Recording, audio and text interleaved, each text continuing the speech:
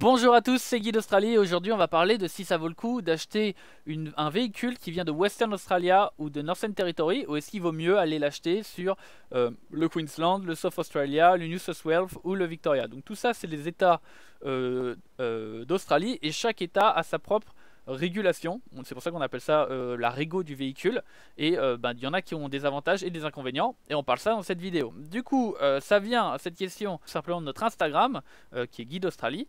Et donc c'est Mélodie qui me dit: bonjour, avec mon copain, on a vu pas mal de vos vidéos. Merci pour tous les bons tuyaux. Merci. On a cependant quelques questions, car il y a des choses qu'on n'est pas sûr d'avoir compris. C'est par rapport à l'achat de la voiture. Vous avez acheté votre véhicule dans le Victoria. Et vous faites souvent référence au fait que les véhicules vendus par les backpackers de l'Ouest sont à éviter. Comment le savez-vous? Vous étiez dans l'Ouest et vous avez ensuite été dans le Victoria. Est-ce que c'est juste des retours que vous avez entendus? J'ai vu dans un livre que les véhicules achetés de l'Ouest étaient plus avantageux par exemple. Du coup, on s'y perd un peu. Déjà, pour commencer, nous, on a acheté notre véhicule dans le Victoria. On a commencé, on a atterri à Melbourne. Et ce qui s'est passé, c'est que il y a, en fonction des registrations, en fonction des régos, il y a certaines régions qui autorisent de la vente de véhicules en dehors du pays. Ça évite que du coup... par exemple, Victoria et New South Wales sont des états à côté et très proches. Ça permet que du coup, si je déménage de Melbourne à Sydney, je peux vendre ma voiture de l'un à l'autre. Il y a des règles spéciales en fonction de d'où vous venez. Okay, donc ce qui se passe, c'est que au Victoria, nous, il y avait des gens du New South Wales qui essayaient de vendre leur voiture. Il y avait des gens du Northern Territory, du Queensland, du South Australia et des Western. Ok. Ce qu'il faut savoir, c'est que le Queensland, le New South Wales, le Victoria et le South Australia, c'est les états les plus peuplés et donc les plus régulés. Ce qui fait que globalement, pour vendre sa voiture, il faut faire un contrôle technique et il y a plus de règles tout simplement pour revendre et pour acheter. De l'autre côté, Western Australia et Northern Territory, c'est globalement les plus light.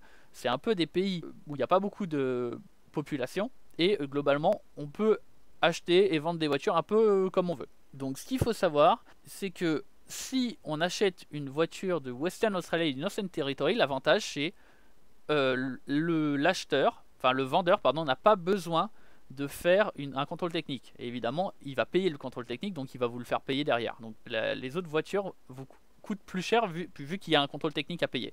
Okay, et quand vous allez revendre la voiture, vous allez devoir faire un contrôle technique. Et donc vous allez devoir aussi payer ce contrôle technique. Donc ce qu'il faut savoir, c'est que du coup, Queensland, South Australia, New South Wales et Victoria, globalement sur le papier, vous vous dites, c'est à éviter parce que ça va nous coûter un peu d'argent. Enfin, ça va nous coûter de l'argent. Par contre, ce qu'il faut savoir, c'est que nous, ce qu'on a vu justement, c'est que les Western et Northern Territory, globalement, ils peuvent faire rouler n'importe quoi. Et les backpackers, justement, ils utilisent plutôt ça pour pouvoir revendre plus facilement leur voiture et les acheter plus facilement. Ce qui fait que, globalement, nous, au Victoria, on est tombé sur énormément de voitures du Western Australia. Et elles avaient des pneus beaucoup plus gros que ce qu'elle peut tenir. Ce qui fait que tu tournes le volant et la voiture, ça casse, enfin n'importe quoi. Il y a des choses qu'on a vues sur des voitures qui étaient juste... C'était pas possible. Il y a des voitures qui freinaient pas, quoi.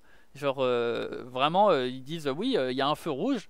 T'appuies sur le frein et t'as intérêt à ce qu'il y ait la place, un bus devant toi pour que tu puisses freiner, quoi.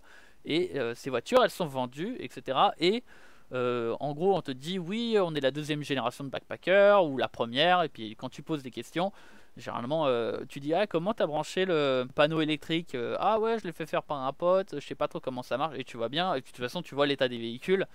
Ça n'a pas été fait. Ça fait longtemps en fait. Ça fait ces véhicules-là, en gros, ça fait du Western Australia et Northern Territory. Généralement, ça fait 6 générations de backpackers, peut-être, je sais pas. Elles ont toutes 300 000 km, enfin 300 000 km, 400 000 km des fois au compteur. Et en fait, c'est la solution facile pour acheter, c'est la solution facile pour revendre. Mais nous on a acheté un véhicule, on l'a acheté, il avait moins de 200 000 km. On a fait tout le tour de l'Australie avec. Et on a eu quelques pannes, parce que quand même, on a fait du désert, on a fait beaucoup de choses, etc. Et il faut... L'Australie, c'est pas un pays très tendre avec les voitures, ça dépend, hein. Si vous restez vers la côte et que vous faites pas trop de choses compliquées, ça peut le faire, si vous restez sur l'autoroute, mais généralement on va en Australie pour faire des choses assez dans la nature, etc. Et ben, l'Australie est pas tendre avec la voiture, donc acheter une voiture qui a plus de 300 000 km, qui a jamais fait un contrôle technique, qui a jamais eu de révision. Ah oui, parce qu'il y a du coup il y a des règles aussi. Si vous achetez des voitures du Victoria, tous les, je crois, 10 000 km, faut changer l'huile, etc. Donc il y a des choses qui s'appliquent pas ailleurs. Globalement, vous allez avoir une voiture. Moi, toutes les voitures que j'ai vues en Western Australia et Northern Territory, il n'y en avait pas une qui n'était pas une poubelle, qui n'était pas une qui allait dans 100 000 km me lâcher, mais complètement, et après tu te retrouves avec une épave que tu pourras pas vendre. Donc nous, ce qu'on a fait, je vous explique, c'est qu'on a été, donc on a acheté notre voiture au Victoria. On a fait New South Wales, donc on a quelqu'un qui a fait, donc on a payé pour avoir comment dire, le contrôle technique. On a eu le contrôle technique. Donc là, ce qui est bien aussi, c'est que pour le contrôle technique, ils ont changé l'huile, ils ont changé le machin, ils ont dû changer enfin d'autres trucs qui allaient pas. Donc généralement, quand tu sors du contrôle technique, l'avantage c'est que tu as une voiture, elle est dans un bon état et tu le sais. Donc ça a une valeur quand même. Et du coup, on est parti sur New South Wales. On est passé au Queensland. Il me semble qu'au Queensland, on a eu une panne.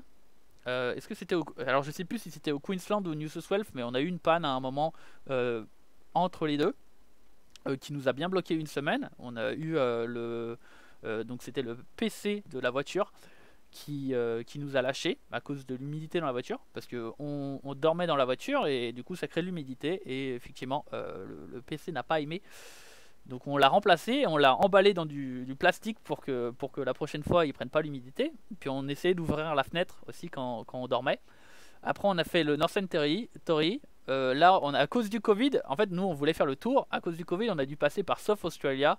Donc, on a fait Northern Territory, South Australia, et après, on a fait Western Australia. On a fait une boucle un peu bizarre, et donc on s'est terminé à Western Australia. Et ce qui s'est passé, c'est que alors Victoria, le Western Australia, pour vendre la voiture à quelqu'un, si vous voulez vendre la voiture à un backpacker, bon, bah, c'est pas grave, vous vendez la voiture à un backpacker. Et vous l'emmenez, enfin il va aller au Victoria, il va la faire register au Victoria, et il peut aussi la garder, je crois il peut aussi la garder au Victoria, parce que de toute façon il n'habite pas au Victoria. Pour notre cas, on l'a vendu à un local, et donc le local il habitait au Western Australia, et donc lui il a dû acheter la voiture, et après il a dû faire un contrôle. Alors c'est pas nous qui avons fait le contrôle technique, mais lui il devait faire un espèce de contrôle technique avec le Western Australia pour la faire homologuer au Western Australia, parce qu'il voulait mettre les plaques du Western Australia vu qu'il habitait là-bas. Et donc ça a été un peu plus compliqué de la revendre. Donc le conseil, évidemment, si vous pouvez, c'est de revendre la voiture dans l'état où vous l'avez achetée. Dans l'état, dans le sens, l'état pas physique, hein, l'état, le Victoria, le New South Wales, etc. Ça permet du coup de ne pas se prendre la tête avec la paperasse. Vous achetez local, vous revendez au local. Donc ça c'est simple. Évidemment, Covid, la vie va faire que ça voilà, ça se passe pas toujours comme selon les plans.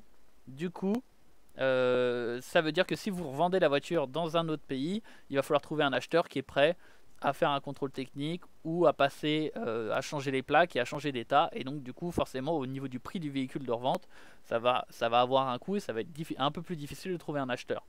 Sachant que quand même, c'est des pays de l'Australie. Vous voyez, c'est comme les pays de l'Europe. Si on avait une voiture en Europe, on pourrait la revendre en Italie ou en Espagne. Ce serait un poil plus compliqué, parce que l'Espagnol il va faire c'est bizarre, c'est une voiture de France, qu'est-ce qui se passe? Mais ça se fait. Après, du coup, c'est sur Western. En fait, vraiment, Western Australia et Northern Territory, économiquement, c'est plus intéressant. Et ça permet la revente plus facilement. Donc, ça, c'est vraiment, je pense, un plus. Et c'est ça qui fait que les voitures, normalement, elles sont pas chères. En réalité, nous, c'est ce qu'on a observé. 1. Les voitures sont des poubelles. 2. Elles n'ont jamais fait de contrôle technique. 3. C'est la 16e génération de backpackers dedans. 4. Elles ont des problèmes moteurs, enfin, elles fument blanc, elles fument noir des fois. Et aussi au terme de prix, Les gens en gros achètent une voiture, généralement ils font le tour de l'Australie avec, et ce qu'ils espèrent c'est leur vendre au prix, ou même déjà ils ont plus de thunes pour s'acheter leur vol retour, et donc ils montent le prix. Ce qui fait que les voitures du Western Australia et Northern Territory, alors qu'en théorie elles sont moins chères, j'ai trouvé à l'époque, en tout cas quand on était au Victoria, elles étaient plus chères que le Victoria. Ça vient aussi du fait que eux, quand ils l'ont acheté, alors s'ils l'ont acheté au Western Australia, il n'y a pas beaucoup de voitures, donc les prix sont peut-être un peu plus élevés que quand tu es au Victoria ou à Sydney, où il y a tellement de choix que du coup évidemment les prix du marché diminuent. C'est l'offre et la demande. Hein. Nous, c'est simple, on a acheté une voiture de Victoria et on a passé un mois à choisir notre voiture pour trouver la bonne, et franchement je pense qu'on a fait le bon choix. Et on est parti sur, donc c'était une Land Cruiser Prado du Victoria qu'on a acheté au Victoria et qu'on a revendu au Western Australia. Voilà. Et ça s'est plutôt bien passé. Un petit peu difficile de trouver un vendeur au Western Australia, sachant qu'on était en période de Covid et qu'il n'y avait plus de backpackers qui arrivaient. Donc on pouvait difficilement, il fallait vendre à un local notre voiture dans laquelle lui, il comptait pas forcément backpacker avec. J'espère que cette vidéo vous aura plu et qu'elle vous aura éclairé. N'hésitez pas à regarder mes autres vidéos qui parlent d'achat de voiture, mais aussi de tout ce qu'il faut savoir pour l'Australie. N'hésitez pas à suivre l'Instagram et surtout posez-moi vos questions. J'y réponds avec grand plaisir si je peux vous aider. Ça me fait plaisir. Je vous fais des gros bisous. J'espère que vous passerez une super année en Australie. Prenez soin de vous. Plus.